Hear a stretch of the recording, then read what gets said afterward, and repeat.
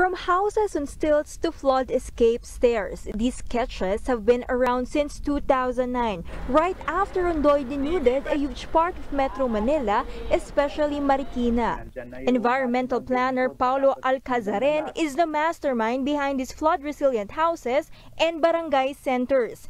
11 years later, his designs remain relevant after Typhoon Ulysses ravaged a huge swathe of Luzon, leaving around 40,000 houses damaged. To aid in rescue and evacuation, he suggests flood escape stairs, something that could have benefited those hit by Typhoon Yolanda in Tacloban.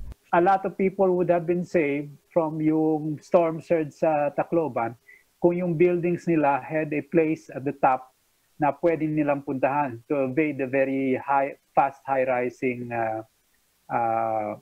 floodwaters, which is something similar that could be done sa kagaya ng Provident Village, no? He also designed barangay centers with at least 4 floors to rise above the flood line. For subdivisions, guard houses must be equipped with rubber boats, life vests, and warning flags should a flash flood occur. This might help the likes of Joseph Lado, who lives near Marikina River. But with hardly anything to make ends meet, he says they have no budget to do renovation works.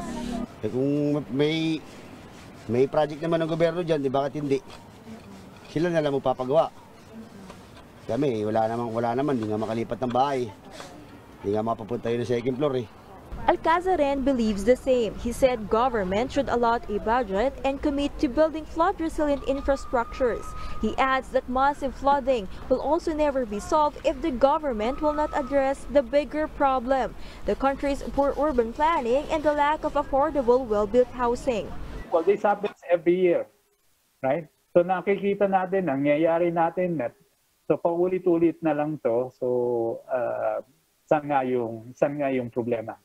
Yung problema ay dahil nga pagbaba ng tubig at pag nawala na at sumikat ng araw, nakakalimutan natin yung problema.